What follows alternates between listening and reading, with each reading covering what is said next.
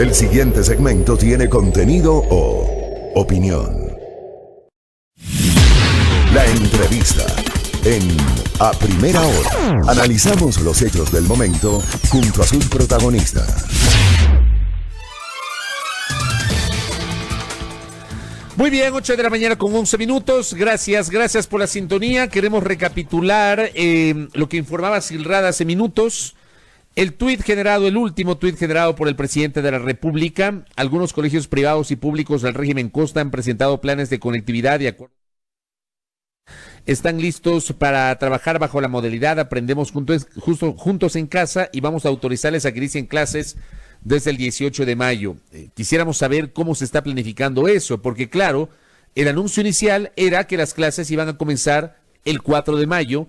Por la emergencia se decidió trasladar la fecha de inicio de clases en el régimen Costa y Galápagos para el 1 de junio, pero ahora se establece esta salvedad de que algunos establecimientos comenzarán el 18 de mayo. Evidentemente esto podría alterar cualquier planificación por parte de los padres de familia, así que vamos a estar expectantes de lo que justamente de lo que digan las autoridades del Ministerio de Salud en torno a este anuncio por parte del señor presidente de la República. Hablemos de los temas de corrupción.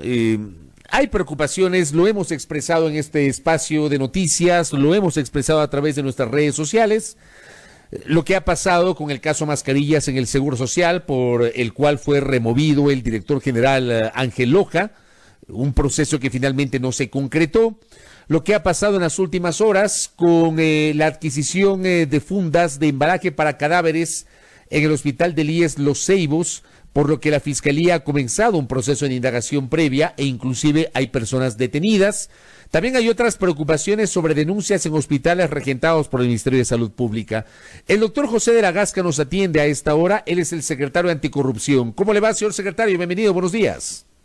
Mauricio, ¿cómo está? Muy buenos días. Qué gusto en saludarlo y a todos los que nos escuchan. Gracias por la gentileza de atendernos. A ver, ¿cómo evalúa su despacho estos casos de corrupción que he señalado? Lo que, digamos, ha sido público, lo del caso Mascarillas, que en algún momento ya lo conversamos con usted justamente en una entrevista anterior, lo más reciente, el tema de las fundas de embalaje para cadáveres en el hospital de IES Los Ceibos. Esto que es lo tangible, ¿cómo le evalúan ustedes?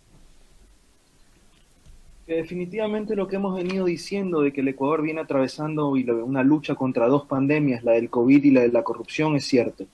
Que esta pandemia del COVID está haciéndonos ver la miseria que existe en los sistemas de salud y en las personas en las mafias que han cooptado estos sistemas de salud para tratar de enriquecerse a costa de vidas humanas. Es verdaderamente lamentable. Usted hacía un recuento bastante pormenorizado y cierto de la situación y de lo que hemos venido a descubrir en medio de esta lucha contra el COVID. Hace un espacio de un mes aproximadamente se descubrió en una compra centralizada del IES un sobreprecio en el caso Mascarillas. La Secretaría Anticorrupción intervino, la Fiscalía intervino, la Contraloría intervino. Ese proceso en efecto se paralizó, no significó ninguna erogación de recursos para el Estado, pero sin embargo no significó que le significó la salida y también una orden de detención con fines de investigación al exdirector Loja, y además la petición de formulación de cargos en su contra, una petición de formulación de cargos por parte de la Fiscalía. Hasta ahí el tema Mascarillas, pensamos, igual nosotros activamos a la Secretaría, quedó activada con el IES, con el Ministerio de Salud Pública para controlar y supervisar estos procesos de contrataciones emergentes, porque como lo hemos explicado, Fabricio, al estar en un estado de emergencia, las restricciones o los controles que existen en los procesos de contratación pública por la ley del Sistema Nacional de Contratación Pública disminuyen, pero en cambio, para atender las necesidades con velocidad, con dinamismo, pero en cambio se eleva el nivel de responsabilidad de los funcionarios. Esa es la parte donde se está haciendo mal uso y donde estas mafias han visto en la pandemia la oportunidad especial, la oportunidad dorada para enriquecerse. Este es el caso ahora de las alertas que hemos recibido aquí en Guayaquil, relacionado con las fundas de cadáveres en el hospital de IES de Los Ceibos. Aquí ya hay un proceso penal, me permito hacerle esa puntualización. Fabricio, ya hay 4 personas procesadas con medidas cautelares personales y reales. O sea, ya pasó a instrucción fiscal ese proceso. Ya se las procesó la madrugada de ayer, yo estuve presente en esa audiencia, Fiscalía solicitó prisión preventiva, el juez la ordenó, Hay 3 personas, 3 servidores públicos, la gerente del hospital, la financiera y la de compras públicas, y también el representante legal de la compañía, que se vio adjudicada en ese proceso por los $148 por las mascarillas, que cuestan a valor de mercado real cerca entre 12 y 17. Pero luego de eso también nosotros recibimos alertas por el mismo modus operandi en otro hospital aquí en Guayaquil, en el hospital del Guasmo, esta vez del MSP. Activamos una alerta, tenemos ya, ayer hizo un ingreso un equipo de la Unidad Anticorrupción Emergente. También metimos un equipo de Unidad Anticorrupción Emergente en el Teodoro Maldonado, donde hemos recibido también alertas anticorrupción todo el mes de abril. Durante las últimas semanas tuve que llevar un equipo de la Secretaría Anticorrupción para atacarlas y atender las alertas de actos de corrupción en hospitales de allá, en el Hospital Verdi Ceballos de Puerto Viejo y en el Hospital Rodríguez Zambrano de Manta. Estamos culminando con los informes para presentarlos y tomar las acciones que correspondan. Pero en fin, lo que nos deja ver esto, lamentablemente, es esa miseria humana que existe tratando de lucrar del dolor, de las muertes y de estos sistemas. En el caso del Hospital del Guasmo, en el sur de Guayaquil, específicamente, ¿qué es lo que han encontrado en estas últimas horas? Básicamente fue el mismo caso, otro sobreprecio en contratación de fundas para cadáveres. Y aquí quiero explicar cómo funciona este mecanismo, Fabricio. Tanto el Hospital del Guasmo como el Hospital de IES de Los Ceibos, a pesar de que el uno es del MSP y el otro es del IES, son hospitales jóvenes. ¿Y qué es lo que ocurre? Estas mafias se enquistan en los sistemas de contratación de cada hospital, y eso hay que explicarlo, por eso resulta tan difícil de detectar estos flagelos antes de que ocurran, más allá de que tanto en el caso de mascarillas como en el caso de las fundas para cadáveres en Ceibos no hubo erogación económica. Ocurre que estas mafias ven estas necesidades y las anticipan, preparan el terreno para poder hacer y dar estos golpes luego cuando existen estas oportunidades. Explico. Como estos hospitales son jóvenes, no tienen precios de referencia históricos sobre los cuales permitan hacer un análisis real de un estudio de mercado. Entonces, descubrimos en el caso de manejo de las fundas de cadáveres en Ceibos, que se había realizado una primera compra antes del estado de emergencia para estoquear, ¿verdad?, de estas fundas al hospital. Y se habían comprado las fundas en ese entonces, Fabricio, en $150. ¿En qué consiste la trampa? Fijan ese precio de referencia ya en ese hospital, de tal manera que cuando viene esta emergencia, ven la oportunidad y dicen, a ver, ¿cuánto es el precio de referencia? $150, perfecto. Se coluden las personas que van a hacer estas ofertas, y entonces uno pone oferta por 152, otra oferta por 155 y otra oferta por 148. Entonces, se pretende que se haga el proceso dentro de la legalidad, el mejor estudio de mercado, dándole y asignándole y recomendando que se adjudique a la que tuvo como precio el de 148, porque resulta 2 puntos menor que el de 150 que ya habían cogido como sobreprecio. Claro, entonces, el más echa bajo, la ley, echa la trampa. El más bajo de los que presentaron, pero no el más bajo de lo que hay en el mercado. Por supuesto, le comento, yo estoy hecho cargo de las necesidades de la provincia de Manabí por disposición del señor presidente de la República, y allá uno de los criterios o de las necesidades que tuvimos que atender fue también el manejo de cadáveres. Entonces, coordinamos con el Centro Forense de Manta de la Policía Nacional, que necesitaba atender para toda la provincia insumos de protección personal y bolsas para cadáveres, y con la empresa privada logramos hacer un estudio de mercado para adquirir en el mejor precio. ¿Saben cuánto adquirimos las mismas bolsas para cadáveres? En $15.17. ¿Cómo puede ser posible que allá en Manabí, con fecha posterior inclusive a la compra que han hecho en este caso, se compren en $15.17 la unidad 105? Eso es, Fabricio, lo que genera y lo que revela este sistema perverso, doloso, de cómo se han cooptado todo el sistema de contratación. Oiga, pero lo que no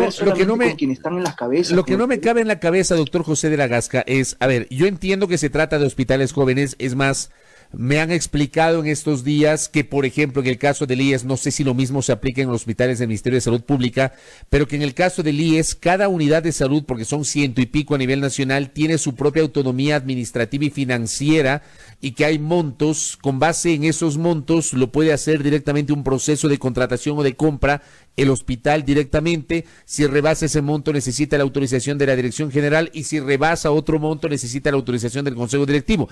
Pero bueno, en este caso se supone que no se necesitaba autorización de la dirección general para el caso de las fundas de cadáveres. Lo que yo no entiendo es, aunque sean hospitales jóvenes y no tengan, digamos, precios de referencia, hay otros hospitales que sí los tienen. ¿Podrían apoyarse en esos costos de referencia o no? Desde luego, hacer un simple cotejo de mercado de una manera más transparente. Si aquí el problema no es en cómo está hecha la ley, sino en cómo generan la trampa. Y entonces luego se justifican diciendo es que ya nosotros tenemos el precio de referencia y ya hemos comprado en eso. Y como no saltó ninguna alerta, como no tuvimos ningún problema, hemos comprado en el precio eficiente. Es que ese es el problema y usted ha dado en el clavo al entender lo complejo de esta situación. Al haber tantos hospitales en la red integral de salud, del IES y del MSP, cada uno con autonomía, son cientos y cientos de procesos que están saltando como canguil de adquisiciones en función a lo que necesitan cuando rompen stock los hospitales. Entonces, y esto, en este momento del proceso de emergencia, como lo dice la normativa, no hay un control por parte del CERCOP, no sé si, no hay un control por parte del CERCOP en el momento en que está ocurriendo porque las restricciones y los controles se eliminan para dar paso a la vialidad y entonces la publicación de estos procesos se hace inclusive con posterioridad a la declaratoria de emergencia. Estar ahí viendo supone un trabajo minucioso hospital por hospital. ¿Y qué es lo que hemos hecho, Fabricio? Hemos tenido que implementar unidades de anticorrupción emergente en los hospitales emblemáticos. Lo hicimos en el Hospital Eugenio Espejo, lo hicimos en el Hospital Teodoro Maldonado, lo hicimos en el Hospital del IES, lo hicimos en el Hospital de Manta, lo hicimos en el Hospital de Manabí. Y ahora me ha llegado una alerta también que están ocurriendo cosas en el Hospital del Sur de allá de Quito, que tendremos que también ingresar, porque allá en cambio hay otro mecanismo de flagelo, de robo de los recursos públicos. Allá desaparecen las mascarillas teniéndolas y no es que se las pasan entre otros hospitales para suplir la necesidad, sino que simplemente las desaparecen para generar un nuevo proceso de compra con un nuevo proceso de sobreprecio. Eso es lo que está pasando, eso es lo que estamos viendo, estamos yendo a esas necesidades. Les vamos a llegar a estas mafias, estamos yendo con toda la vehemencia, haciendo la pista, porque, como lo dije la vez pasada, resulta que al ver estos sistemas, al analizar cómo funciona esta delincuencia organizada, lo que hemos logrado ver son esos hilos pequeños que van uniendo unas personas con otras. Hay comentarios de que esto se debe a organizaciones y que cortas políticas y todo. Nosotros vamos a darle a esto y a llevar a las autoridades a la persona que encontremos. Y ahora que ya existen 4 procesados, vamos a ver cuánto cooperan con la justicia y vamos a ver los nombres que nos van a dar y los vamos a llevar a la justicia por estas conductas agravadas que suponen robarle al pueblo en una época de emergencia. Correcto. Estamos dialogando con el doctor José de la Gasca, secretario de Anticorrupción.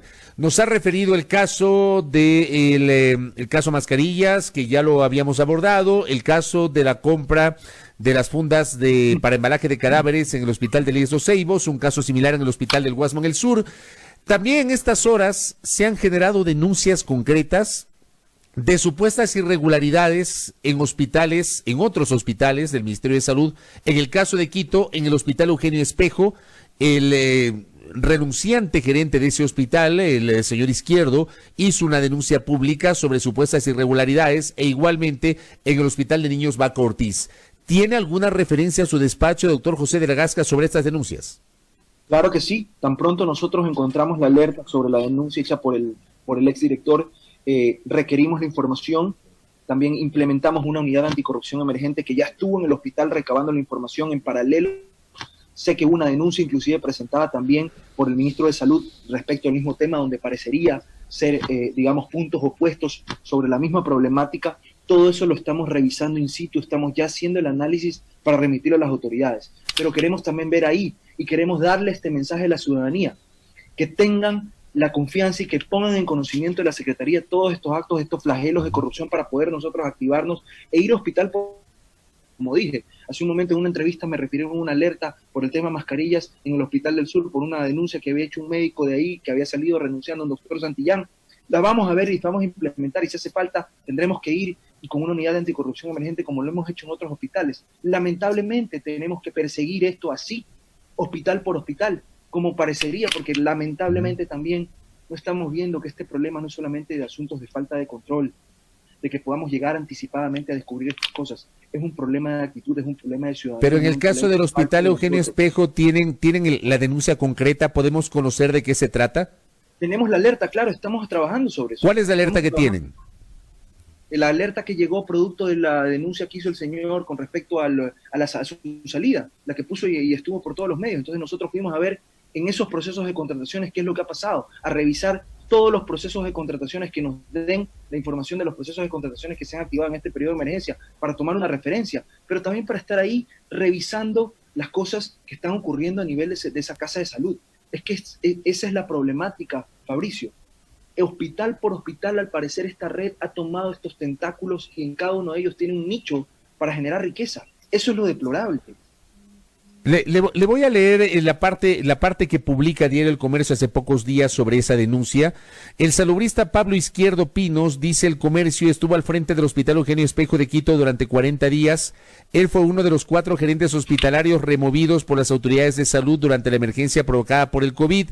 Otro fue el del pediátrico Vaca Ortiz, en donde 2 trabajadores se contagiaron fuera de su consulta. En una carta con fecha viernes 1 de mayo, el galeno se despide del personal de salud y habla sobre la supuesta corrupción y negocios millonarios que se habrían dado en esta casa de salud. Además, asegura que el personal ha estado expuesto durante la emergencia, ya que no se ha dado importancia a la compra de mascarillas N95 o equipos de protección personal. Esto dijo el renunciante gerente del Hospital de Especialidades Eugenio Espejo, doctor José de la Gasca. Sí, por ejemplo, ese es el trabajo que a mí me ha correspondido hacer en Manabí, revisando cada uno de los 22 cantones, cada hospital, cada centro de salud allá. Entiendo que en lo que tiene que ver con los problemas de contagio y con los problemas de falta de equipos de protección, de personal, de bioseguridad, eso es un asunto sanitario que también tenemos que ver. Pero lo que nos preocupa a propósito de esa alerta es lo que decía párrafos anteriores, me parece, en la carta de la denuncia, donde refiere de estas irregularidades, si mal no recuerdo, en procesos de contrataciones. Y lo que nosotros hemos hecho al ver esta denuncia y al ver también lo que dice el ministro de Salud, que ha referido que ahí existirían estas redes enquistadas en el sistema de contratación, hemos ido a revisar a detalle estas contrataciones, más otras alertas que también hemos recibido. Entonces, eso es la situación en concreto del Hospital Eugenio Espejo, donde ya está interviniendo la Secretaría. Pero así tenemos en otros y estamos yendo uno por uno. Mientras esto esté atomizado, y ahí viene la solución, ahí viene la respuesta que ha dado el gobierno a través del decreto ejecutivo que ha salido el día de ayer, donde se centralizan las compras públicas para efectos de poder tener mejores controles de precios, mejores controles de proveedores, poder estoquear a nivel nacional el sistema de salud, tanto del MSP como del IES, para evitar estos problemas. Pero esperemos ver que ese sistema también se maneja impermeable al vicio de la corrupción, porque recordemos que en la compra centralizada del IES fue en el primer lugar donde se fueron a meter la primera alerta de corrupción en este tipo de crisis. Entonces, insisto, en lo que me corresponde como prevención de esta Secretaría Anticorrupción, es nuestro trabajo generar esa conciencia social, además, para que no solamente tengamos el derecho que le exige la ciudadanía, que tiene la ciudadanía, que tenemos como ecuatorianos, de vivir en un ambiente de paz libre de corrupción, sino también la contrapartida, el deber de hacer las cosas con éticas y de denunciar este tipo de actos. La Secretaría está para eso y para generar ese escudo, que lamentablemente, Fabricio, en este tiempo, recibimos estos comentarios de que de flagelos, para cómo podemos evitar después de lo que pasó en la compra de mascarillas. En muchos casos pueden tener razón, pero no dejamos de ver que la calentura no está en las sábanas, que el problema está en nosotros y que no podemos tener un celador en cada hospital de la Secretaría. Totalmente de acuerdo en eso. Digamos, la corrupción es un tema que debe merecer un debate mucho más amplio, mucho más profundo. Para cerrar en honor al tiempo, señor secretario, le voy a hacer una pregunta, digamos, directa, con base en cosas que se escuchan. Varios medios de comunicación virtuales, digitales fundamentalmente, cito uno de ellos, el portal La Historia, del periodista Marlon Puertas, había difundido hace algunos meses un trabajo investigativo que tenía varias entregas respecto a que la administración o el manejo de hospitales o de espacios vinculados al Ministerio de Salud había sido entregado a actores políticos, a legisladores en ciertas provincias. Esto lo publicó el portal La Historia en varias entregas. Más recientemente hay una presunción de que un grupo político en particular, y mencionan al expresidente Abdalá Bucaram, tendría algún tipo de relación con allegados a él, con hospitales de la salud, hospitales o unidades pertenecientes al sistema de salud, tanto del IES cuanto del Ministerio de Salud en la provincia del Guayas. ¿Qué hay de cierto sobre eso? No sé si ustedes han investigado aquello. Absolutamente, absolutamente. Estamos nosotros, y no por los apellidos y no por las personas, pero hemos visto estas alertas y hemos recibido Yo particularmente antes de estar en la Secretaría ya tenía conocimiento de esto que se habla, de estos secretos a voces, de que estarían involucradas cuestiones políticas en el tema. He venido a depurarlo. No he venido a intentarlo, he venido a depurarlo y desde el día 1 estamos sentados haciendo las investigaciones del caso para llegar a estas estructuras, a los jefes de la mafia. Caiga quien caiga, ese es el compromiso de la Secretaría. Aquí, pero lamentablemente nosotros no podemos simplemente fiarnos de lo que dijo un periodista o de la investigación o del tuit o de la captura de pantalla de lo que llega por WhatsApp. Tenemos que hacer una investigación. No, hay que investigar, de acuerdo. El tema es, ¿lo han investigado o no? Pero por supuesto, y hoy, con todo lo que ha sucedido desde lo del IES, pasando por lo de mascarillas, hasta el tema del manejo de cadáveres, vemos cómo existen estos hilos conductores, y ahora, y lo dije hace un momento, justo con que están metidas estas 4 personas, que en la información que usted revisó estarían involucradas, vamos a ver si esas 4 personas sostienen el rigor de la cárcel, sostienen el rigor del proceso, y con la información que tiene Fiscalía, con la información que le estamos aportando nosotros también, a ver si no existen cooperaciones eficaces, a ver si no existen que nos dicen de una buena vez por todas la información que nosotros estamos llegando. Porque usan testaferros, usan empresas fantasmas, usan proveedores fantasmas, usan, en muchos casos inclusive crean cuestiones que no, subterfugios para tratar de blindarse. Y ahí es donde tenemos que llegar. No nos olvidemos, Fernando, cuánto tiempo demoró, y si no es por digamos, la investigación periodística de los Panama Papers, cómo se logró de descifrar y transparentar el mecanismo de Odebrecht y cuánto eso ha tenido desde que se descubrió hasta la fecha, las implicaciones y ramificaciones a nivel internacional. Usted podría descartar, doctor José de la Gasca, que allegados al expresidente Atalá Bucarán tienen relación con empresas vinculadas al sector salud y a estas investigaciones. Yo no lo voy a descartar, yo lo tengo que investigar y tengo que pronunciarme sobre lo que yo logre corroborar hasta en la medida de mis posibilidades, porque yo no tengo las facultades de investigación que tiene la Fiscalía, pero sí puedo realizar análisis. Y donde yo voy a estar no es por falta de voluntad, que se sepa.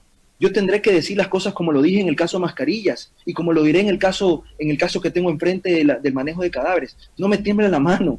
Yo lo digo, y si es que tengo que señalarlos, los señalo, y si es que tengo que enfrentarlos, los enfrento. Ese es el desafío de la lucha contra la corrupción que nos compete a todos. Aquí no se trata de exonerar a nadie, ni tampoco de perseguir a las personas. Se trata de llevarlos a la justicia, que se garantice el debido proceso, pero que lleguen y paguen por sus cuentas. Claro que sí, no le pueden robar al pueblo, correcto, sobre todo en estas épocas conductas grabadas. Correcto, vamos a estar pendientes de la evolución de las investigaciones. Gracias, doctor José de la Gasca, por estos minutos. Que tenga un buen día. Gracias, Fabricio, encantado. José de la Gasca, secretario anticorrupción, conversando aquí en A Primera Hora. 8:32.